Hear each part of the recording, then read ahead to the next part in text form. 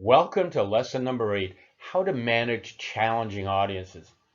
Generally speaking, giving a successful presentation can be one of the most rewarding and enriching experiences of your life. You'll be able to feel a sense of euphoria and accomplishment that's really difficult to match. Conversely, it can also be a very crushing experience. It can challenge your self-image and your self-worth like few other experiences. But take heart, there's hope and light at the end of the presentation tunnel. If you tackle challenging situations connected with presentations with a positive attitude, combined with some insights learned from the experiences of others, you can overcome any adversity and have a truly rewarding experience.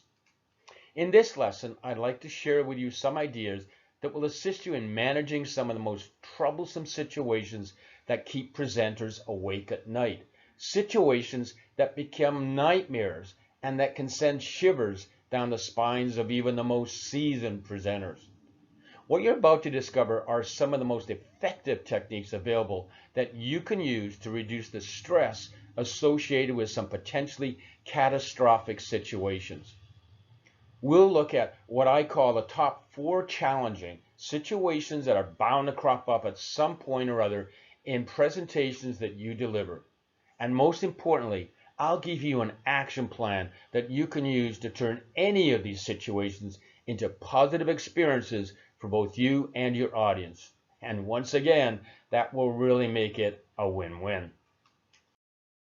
Let's take a look at how to handle an antagonist in your audience. Here's the situation. Someone in your audience becomes aggressive and openly disagrees with something that you've said and expresses their point of view in no uncertain terms. For example, calling your presentation garbage or using some other equally negative terms. Why does this happen? Well, I think that some people in our audiences just love to confront presenters. I think many times it's an ego trip. Sometimes they'll look for concerns about the ideas being presented just to pick a fight, or they're just argumentative by nature. For example, they may have resisted authority all their lives, and now they want to challenge what you say just because they perceive you as being in a position of authority because you're presenting at the front of a virtual or in-person room. Here's how to handle it.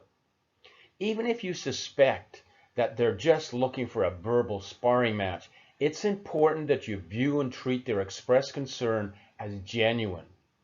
Why? Because sometimes they are genuinely concerned, and they simply phrase their concern in what can be perceived as aggressive. Treating their concern as genuine is crucial if you hope to come out of this confrontation as a winner. I'd like you to look at these infrequent challenges as opportunities. They give you a chance to show some poise and class and show just how professional you are in managing difficult situations. The audience will be watching with keen interest how you handle a situation, and they'll have that much more respect for you if you handle it well. Try to remain objective and view these confrontations as a challenge to your talents as a presenter, and don't take them personally. Don't take the bait and just shoot from the lip. Our initial reaction whenever someone confronts our ideas should be to recognize that it's a-okay for them to challenge your ideas. Number one, they're listening to you. Number two, they have a right to challenge what you're presenting. So please don't get agitated. Tell yourself to remain calm and cool. Don't let your emotions cloud your intellect. You need to be able to think objectively about the ideas that have been put forth as a challenge and how you can best respond. Don't let yourself become emotionally embroiled in the situation. Once you're in the right frame of mind to address their concerns, you can use some very effective and practical tactics that will lead to a positive outcome for you, the challenger, and the rest of your audience. Let's see what they are. First, count to 10 in your head. Seriously, count to 10.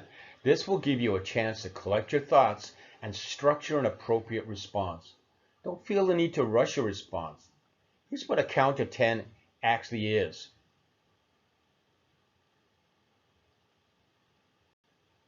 Okay, I know it seems like a long pause, but this silence is very powerful. It adds some drama to the moment, and the silence will also add some poignancy to your well thought out response.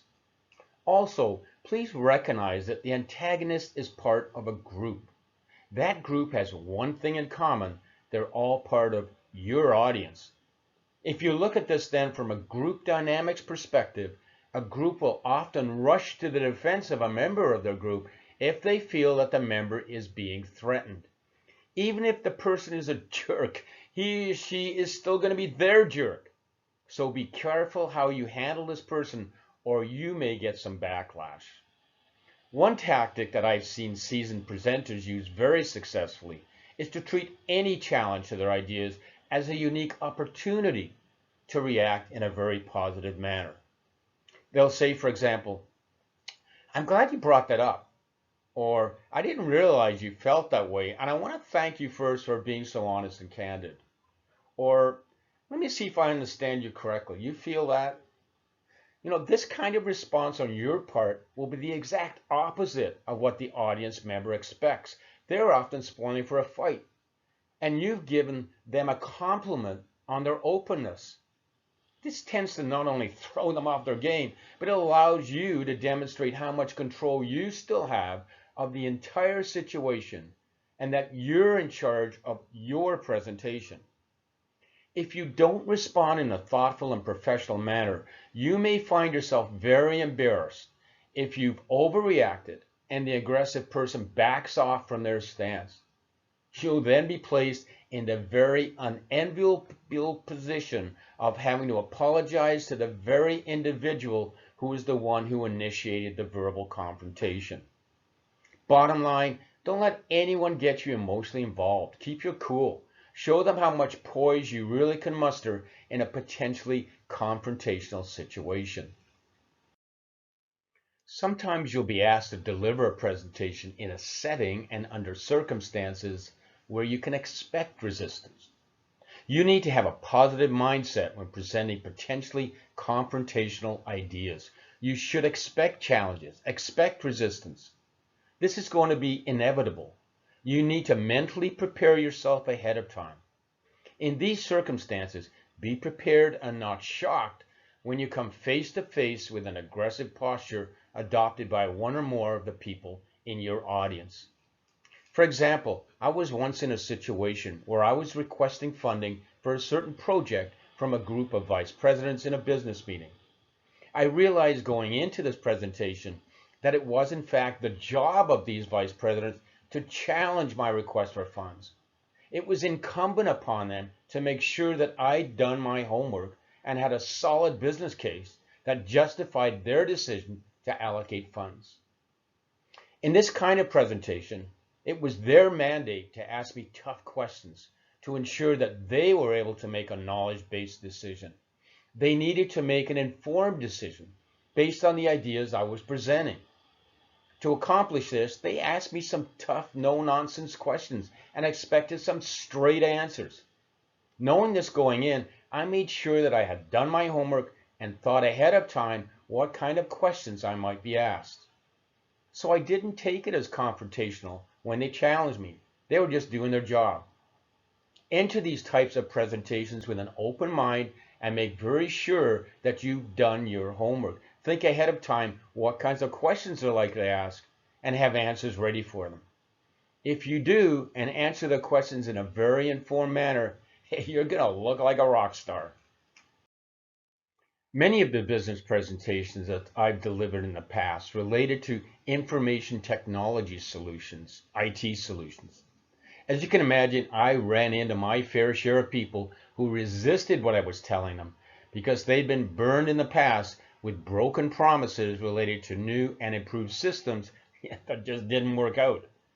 They'd seen these promises dissolve as project deadlines came and went, and poorly designed systems caused them nothing but grief and headaches.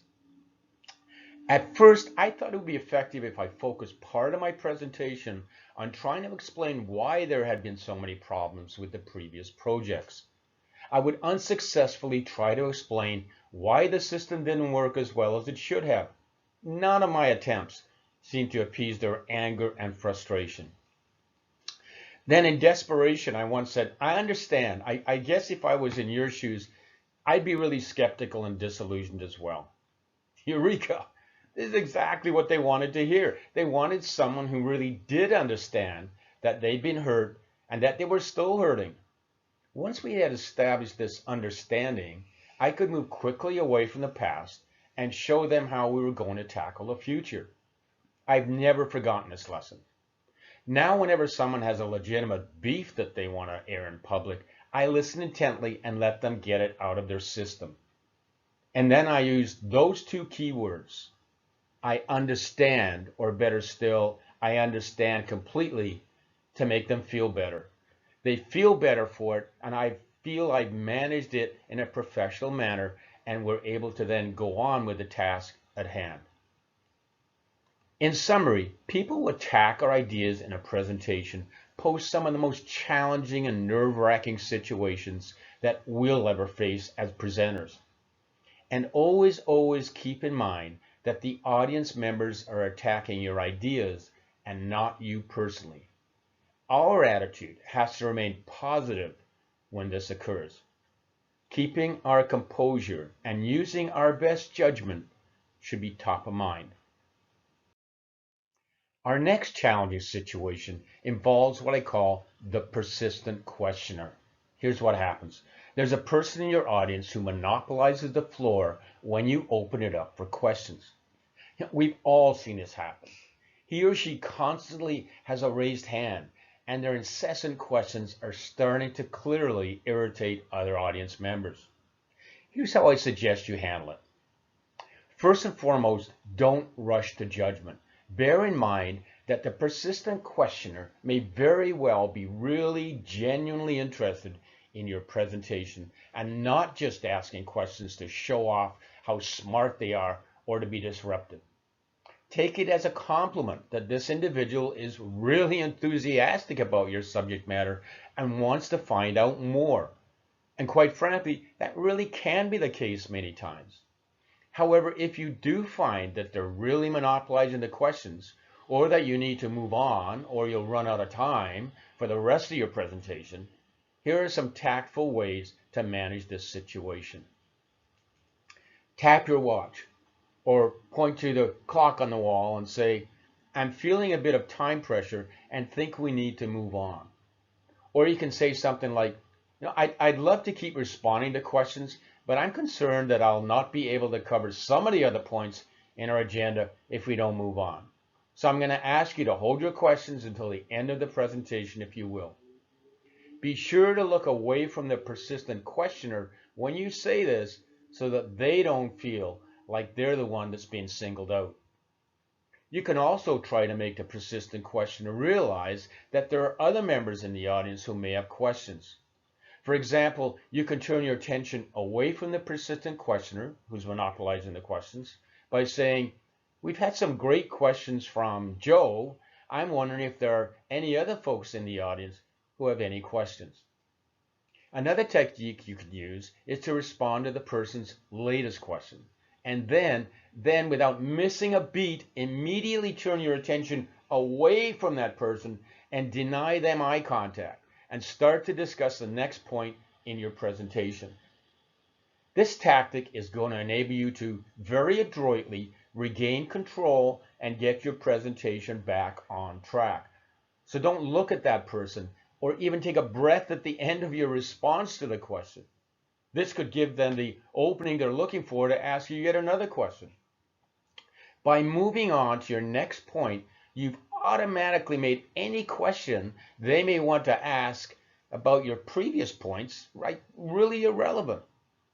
Another tactic you can try to do is to indicate to the questioner very sincerely that you'd like to spend more time responding to their questions, but that you really plan to spend more time on other things and not so much in this one area.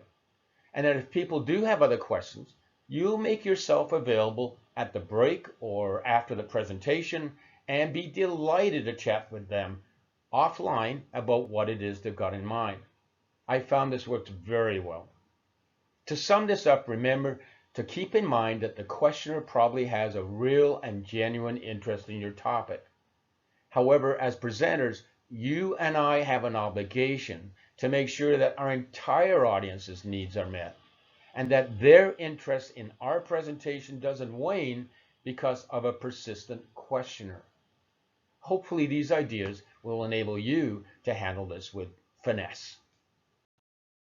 Here's an all too familiar situation where you're faced with an audience that doesn't respond when you ask them if they have any questions. They may be very docile and may not show the slightest interest in what you're presenting. How can you handle this? First, give the people in your audience time to formulate a question. As mentioned before when we looked at how to handle an aggressive audience member, count to 10 in your head. It may seem like a painful amount of time for you, but it really isn't that long. So give them a bit of time. I've seen too many presentations where a presenter asks, "Are there any questions?" Then very quickly looked around the room and said, "No, okay, let's move on." Yikes. People need time to react and formulate a question. Sometimes, however, you'll find that your audience just don't have any questions. You've done such a great job of explaining everything that they completely understand what you've told them and they don't have any questions at all. How many times have you been in an audience and you really don't have any questions?